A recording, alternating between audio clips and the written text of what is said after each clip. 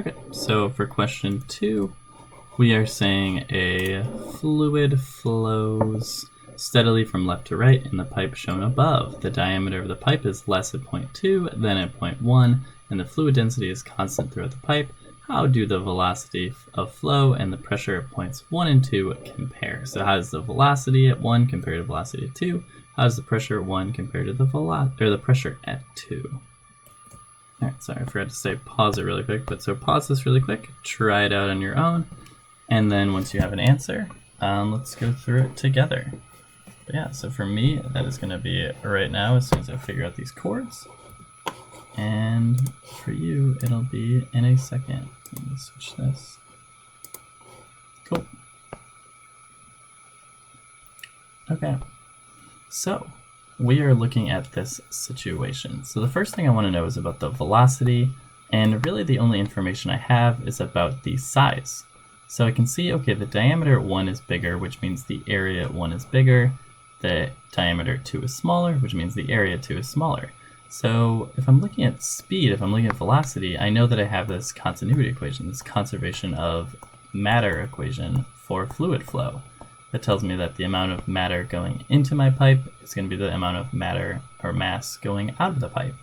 So I know that that is conserved, this volume flow rate, this conservation of mass or conservation of matter.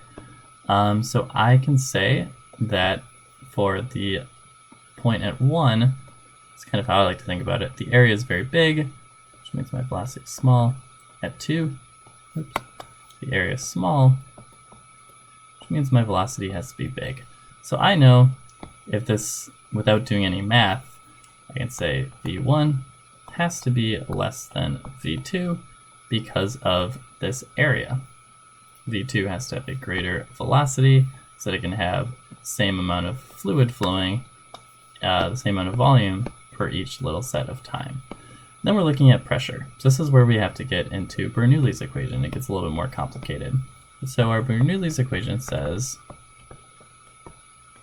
actually I'll use what they use, they use y. 1/2 rho v1 squared. That we have this conservation of energy throughout our pipe. So here we have our Bernoulli's equation, conservation of energy for a fluid, and we want to know about the pressure at 1 and the pressure at 2. So one thing that's nice is that right away we can see, oh, we have the same height throughout this pipe. This is kind of a straight, how do they call it? Whatever, so it's this straight pipe that has the same height at points 1 and 2, which means we don't have to worry about that gravitational potential energy term. So we don't have to worry about that term, which is nice.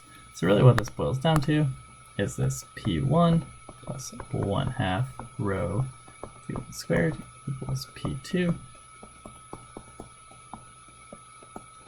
And we have the same fluid in each point, so the density, the rho, does not matter.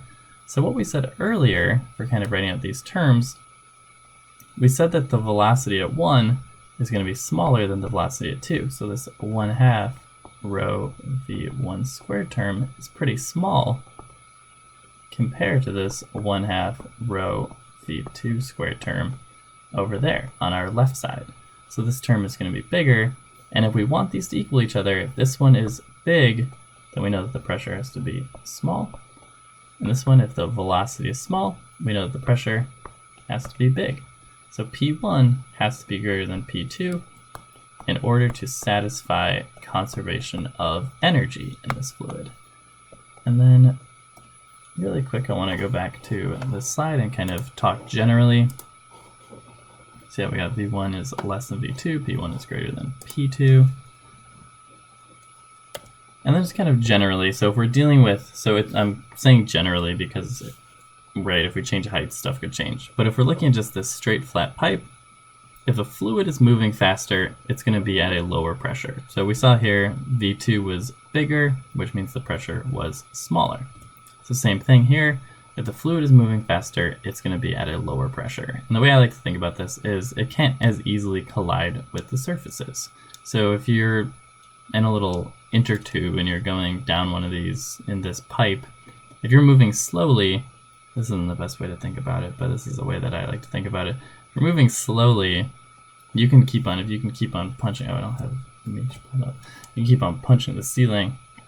If you're moving slowly, get a lot of good punches in, get a lot of pressure in there. If you're moving quickly, still be punching, but you're going to be doing it, you're going to get less hits within this little bit of pipe because you're moving a lot faster.